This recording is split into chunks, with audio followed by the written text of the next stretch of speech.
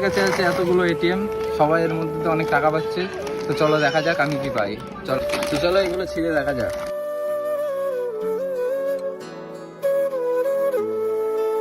তো প্রথম প্যাকেটে তো কিছুই ছিল না, চলো সেকেন্ড প্যাকেটটা খুলে দেখা যাক।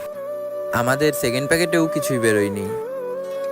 গাইজ মনে হচ্ছে আমাদের রাশিটাই খুব খারাপ ছিল, থার্ড প্যাকেটেও কিচ্ছু পাইনি। একা একা খুলতে পারছিলাম না বলে তনবকে ডেকে নিলাম প্যাকেট খোলার জন্য।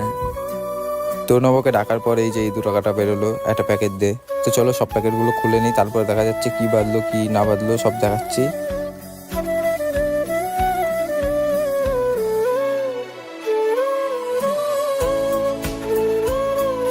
তো গাইজ আমাদের এটিএম এ ক্যাশ ছিল না, তাই এই যে চিল্লার কয়েন বেরিয়েছে।